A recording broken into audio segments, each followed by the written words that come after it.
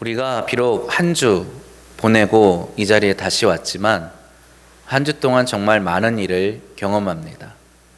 많은 일을 겪고 많은 문제들을 부닥치고 그 문제들을 해결하며 이 자리까지 오는 것이죠. 오늘 나에게 있어 가장 중요한 관심사가 무엇이라면, 그렇게 묻는다면 무엇라 대답하시겠습니까? 오늘 나를 괴롭히는 가장 큰 문제가 무엇이냐고 묻는다면 무엇라 대답하겠습니까? 어떤 사람은 가정의 문제, 또 어떤 사람은 자녀의 문제 혹은 건강의 문제라고 대답할 수 있을 것입니다.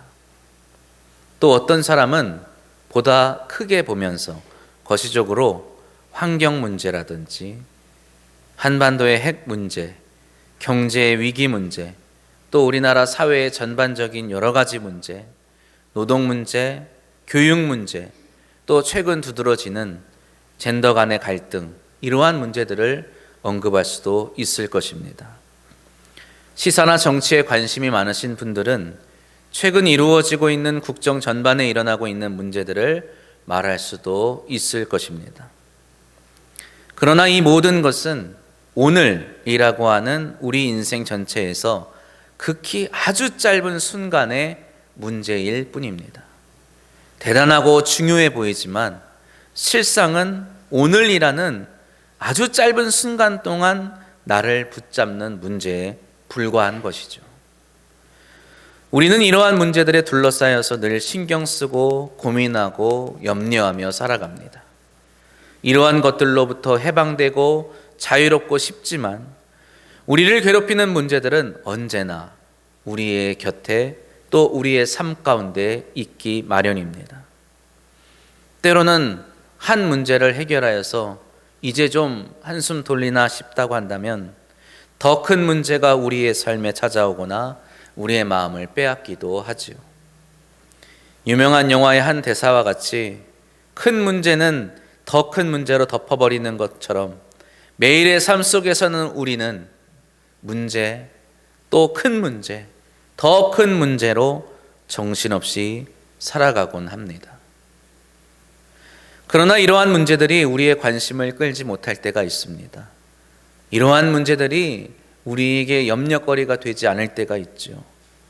어떤 면으로는 그것들로부터 자유를 얻는 것일 수도 있겠지만 그보다 크고 작은 문제들보다 초월적이고 근원적인 정말 엄청나게 큰 문제 앞에서 우리의 삶 속에서 경험하는 이런 문제들은 아주 사소하게 여겨지기 때문입니다.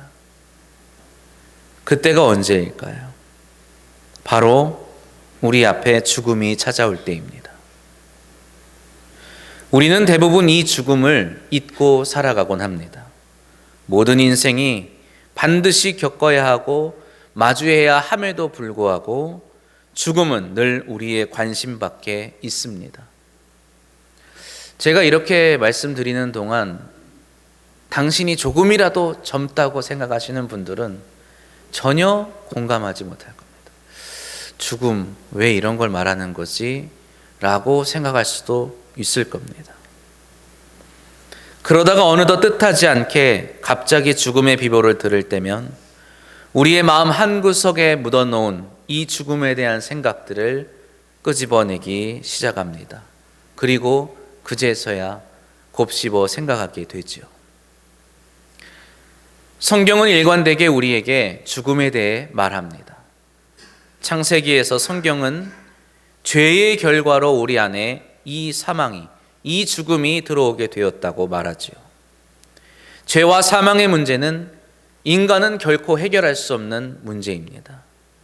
죄는 반드시 하나님의 심판을 불러오기 마련이고 하나님의 심판대 앞에서 죄인은 무엇으로? 죽음으로 그 대가를 지불해야 하기 때문입니다. 인류가 죄에 대해서 무력한 것과 같이 인류는 이 죽음 앞에서 무력할 수밖에 없습니다. 이것이 우리에게 구세주가 필요한 이유입니다. 이 필요에 의해서 하나님께서는 당신의 독생하신 아들을 이 땅에 구세주로 보내주셨습니다. 그리고 주연절 다섯째 주일을 맞이하고 있는 우리는 이 예수를 우리의 구세주로 또 그리스도로 고백하며 예배 드리고 있는 것입니다. 오직 예수만이 인간의 죄와 사망의 문제를 담당하고 십자가에 죽으심으로 우리로 하여금 죄 사함을 받게 하시고 또 부활하심으로 사망의 권세를 이기시고 우리에게 의의를 가져다 주셨음을 믿으시기 바랍니다. 이 예수의 죽으심과 부활, 이것은 실제로 일어난 사실이고 성경의 말씀을 성취하신 사건이라 할 수 있습니다. 성경은 예수님이 이 땅에 오시기 한 700여 년 전에 그 이스라엘에 살아가던 선지자 이사야를 통하여 그리스도의 고난을 예언하였습니다. 이사야서 53장 5절 말씀을 보면 그가 찔림은 우리의 허물 때문이요 그가 상함은 우리의 죄악 때문이라. 그가 징계를 받음으로 우리는 평화를 누리고 그가 채찍에 맞음으로 우리는 나음을 받았도다. 아멘. 예수께서 우리를 위하여 대속의 죽임을 당하실 것을 이사야는 미리 선포한 것입니다. 그리고 53장 9절에서도 예수께서 십자가에 달려 죽으실 것과 또 어떻게 장사되실 것인지에 대해서도 그는 말하지요. 그는 강포를 행하지 아니하였고 그의 입에 거짓이 없었으나 그의 무덤이 악인들과 함께 있었으며 그가 죽은 후에 부자와 함께 있었도다. 아멘. 예수님의 죽음과 또 무덤에 묻히시는 것, 그리고 사흘 만에 부활하신 것은 성경에 기록된 예언의 성취이고 또한 이것이 우리에게 전해진 복음의 정수라 할 수 있습니다. 누가 우리에게 복음이 무엇이냐라고 묻는다고 한다면 우리가 가장 먼저 답할 수 있는 것 중에 하나가 예수가 십자가에 달려 죽으셨고 부활하셨습니다 라는 것입니다. 오늘 내가 무엇을 믿는지 정확히 모른다면 예수님께서 어떻게 죽으시고 어떻게 부활하셨는지 성경이 말한 바에 귀 기울이시기를 바랍니다. 예수의 십자가의 고난과 죽음 그리고 부활이 우리로 하여금 죄와 사망에서 구원하셨고 우리에게서 죽음의 문제를 영원히 해결하셨음을 꼭 기억하시기를 바랍니다. 그리스도인은 이 놀라운 사실을 2000여 년 전 예루살렘에서 있었던 이 죽음과 부활의 사건을 잊지 않고 오늘 이 순간에도 그것을 마음에 품고 살아가는 사람들입니다. 상상 속의 일들을 진짜인 것 마냥 믿는 것이 아니라 실제로 있었던 사건을 결코 잊지 않고 항상 되새기며 살아가는 역사의 산 증인들인 것입니다. 그리고 이러한 그리스도인에게는 당연하게도 죽음이 왕노릇하지 못하고 오직 부활의 산 소망을 가지고 삶과 세상을 변화시키는 능력이 있음을 기억하시기 바랍니다. 저와 여러분 안에 이 능력이 있음을 기억하시기 바랍니다. 오늘 본문 말씀인 고린도서를 기록한 바울은 평생을 율법주의자로 살아왔습니다. 그는 바리새인 중에서도 가장 유능한 바리새인이었죠. 그래서 그는 예수님의 말씀과 행적이 당시 유대교의 율법에 위배되는 것으로 여기고 그를 따르는 이들을 박해하는데 가장 앞서서 행했던 사람이었습니다. 그는 평생을 유대교의 정통과 진리를 지키고 회복시키는데 그 문제에 골몰하던 사람이었어요. 그것을 방해하는 사람들이라고 한다면 그가 누구이든지 개의치 않고 그는 기꺼이 그들을 제거하는 데 열심이었습니다. 바울에게 골칫거리가 있다고 한다면, 바울에게 문제가 있었다고 한다면 당시 예루살렘과 온 유대와 사마리아와 더 먼 곳까지 이르러서 예수라는 자의 복음을 전하는, 예수의 죽음과 부활을 전하는 그리스도인들이었습니다. 바울은 그 문제를 해결하기 위해서 다메섹까지 가야만 했습니다. 그런 그에게 율법과 유대교에 관한 문제, 이 그리스도인에 관한 문제를 전적으로 다시 생각해 볼 수밖에 없는 사건이 일어난 것입니다. 그것은 무엇입니까? 부정할 수 없고 부인할 수 없는 역사적인 사건, 단 한 번 그에게 일어난 사건이었죠. 다메섹으로 가던 길에 부활하신 예수를 만남으로 바울의 인생의 방향과 목적이 완전히 달라졌습니다.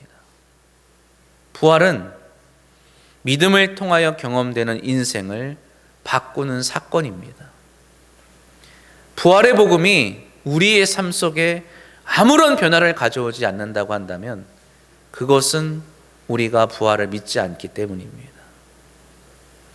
사도 바울은 부활하신 예수님을 만남으로써 예수를 핍박하는 사람에서 예수를 전하는 사람이 되었습니다. 그가 바리새인에서 그리스도인으로 변화되었을 때 그는 목숨을 위협하는 수많은 핍박과 고난을 당할 수밖에 없었습니다. 유대교인들로부터 배신자라는 낙인이 찍혀서 가는 곳곳마다 핍박을 당해야 했고 죽음의 위협을 당해야만 했죠. 그럼에도 불구하고 그는 그것들을 그리 대단한 문제로 여기지 않았습니다. 그에게 부활하신 예수를 그리스도로 믿는 이 신앙은 그러한 모든 문제들을 능히 극복하는 능력이 되었던 것입니다. 오늘날의 과학과 철학의 근간을 이루는 헬라 사상의 영향을 크게 받았던 이 고린도 지역의 사람들은 인간의 부활을 믿기 어려워했습니다. 그래서 고린도서를 보면 부활에 관한 이야기를 바울이 길게 설명하는 것을 볼 수 있습니다. 오늘날에도 우리는 이성의 결과로 인간의 부활을 결코 믿기 어려워합니다. 물론 우리는 그리스도인이기 때문에 예수 그리스도의 부활을 믿겠지만 만약에 우리가 이성으로 모든 것을 사유한다면 그것은 믿기 어려운 현실이 되는 것이죠. 고린도 교회는 이 부활의 신앙을 굳게 붙잡지 못함으로 일어나는 문제들이 계속해서 일어나고 있었습니다. 바울과 아볼로, 게바와 그리스도, 그에게 속한 파당을 이루어서 서로가 갈등하고 분열하고 또 간통과 그로 인한 여러 가지 송사들, 여러 가지 윤리적인 문제들, 우상에 바친 음식을 아무렇지도 않게 먹기도 하고 자신의 은사를 가지고 다른 이들을 멸시하는 교만함의 문제까지 여러 가지 문제들이 고린도 교회에 있었습니다. 그들은 죽음 이후에 부활이란 없다고 여기면서 이미 자신들이 영적 부활의 시대에 살고 있으며 이 세상에서의 삶이 전부라 여기며 적당히 정욕을 따라 살고 적당히 경건한 자로 사는데 만족하며 살았습니다. 바울은 이러한 고린도 교회 문제를 해결하기 위해서 그들에게 예수 그리스도의 복음을 굳게 붙잡으라고 말합니다. 그리고 그 예수 그리스도의 복음이란 다름 아닌 우리를 위하여 죽으시고 부활하신 부활의 복음임을 오늘 우리가 읽은 15장 전체에서 설명하고 있습니다. 고린도전서에서 바울이 말하고자 하는 것은 다름 아닌 모든 이러한 문제의 해결이 부활 신앙을 붙잡는 데 있다는 것입니다. 이 고린도전서의 흐름을 따라가다 보면 그렇게밖에 볼 수 없습니다. 바울은 먼저 이 고린도 교회에 일어나는 문제들을 하나하나 열거하죠. 그리고 이러한 문제들을 해결하기 위해서는 예수 그리스도의 복음을 굳게 붙잡는 데 있다고 말을 합니다. 그리고 그 복음을 가장 잘 전하고 가장 우리의 삶 속에 잘 심을 수 있는 것이 다름 아닌 사랑이라고 그는 13장에서 말하죠. 그렇게 사랑으로 심어낼 수 있는 그리스도의 복음이란 무엇이냐? 15장에서 바울은 예수 그리스도의 부활, 그리고 그를 따르는 자들, 우리 모두의 부활이라고 말하는 것입니다. 성도들에게 갈등과 분열이 일어나는 원인이 어디에 있습니까? 다시 오실 주님과 부활의 때를 믿지 않기 때문이죠. 온갖 음란과 폭력과 시기와 질투를 서슴지 않는 이유가 어디에 있을까요? 우리가 영에 속하여 썩지 아니할 몸으로 다시금 하나님 앞에 서게 되는 그날을 기억하지 않기 때문입니다. 다른 이를 멸시하고 무시하며 그가 가진 은사를 대수롭지 않게 여기는 이유가 어디에 있습니까? 우리가 주님께서 다시 오시는 그날 하나님 앞에서 모두 동일하게 영광스러운 자로 서게 되는 것을 믿지 않기 때문입니다. 그가 그날에, 내가 무시하고 멸시하는 그가 그날에 내 옆에서 하나님을 같이 뵙는다는 것을 내가 믿지 않기 때문입니다. 그날에는 부자나 가난한 자나 지혜로운 자나 어리석은 자나 강건한 자나 연약한 자나 구분 없이 오직 믿음으로 하나님 앞에 당당히 서게 될 줄을 믿습니다.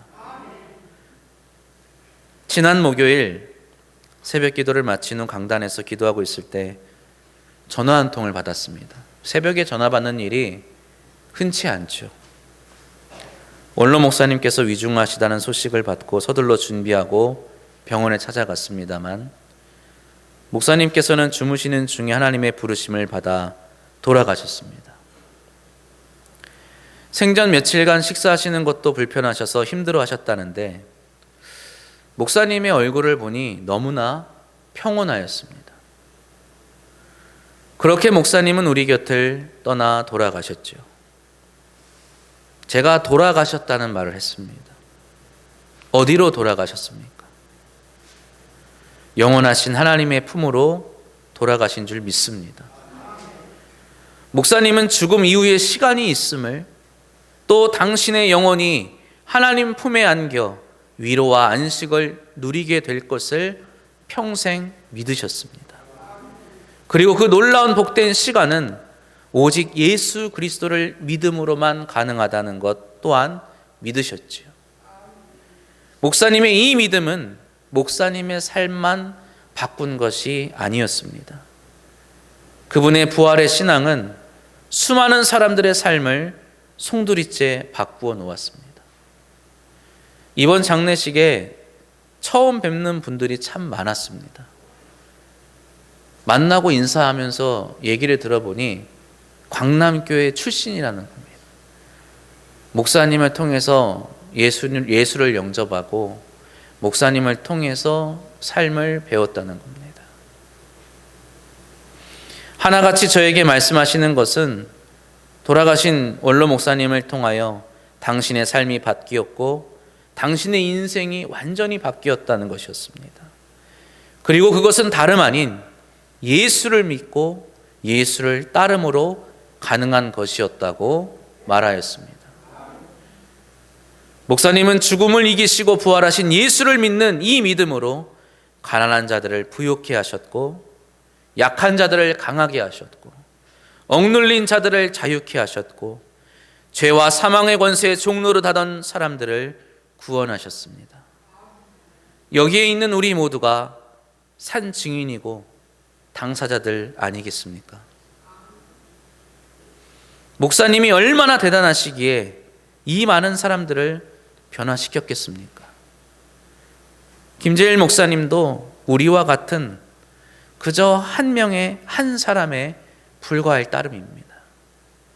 그러나 그분이 평생 붙들고 살아가신 그 부활의 신앙이 그를 만난 모든 사람들에게 죄와 죽음의 권세를 이기게 하는 능력을 경험케 하셨음을 기억하시기를 바랍니다.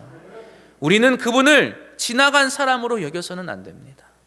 그저 돌아가셨다고 그 성함 앞에 고라고 부르며 지나간 분이라고 생각해서는 안 됩니다. 그분의 부활의 신앙이 여전히 우리의, 나의 신앙이어야 하기 때문입니다. 목사님은 우리 곁을 떠나셨지만 그분의 삶을 바꾸고 그분과 함께하던 많은 사람들을 변화시켰던 그 부활의 신앙을 우리는 다시 한번 굳게 붙잡아야 할 것입니다. 사도 바울이 만났던 부활의 예수님, 김재일 목사님이 만나셨던 부활의 예수님을 우리도 오늘 우리의 삶 가운데서 만나야 할 것입니다.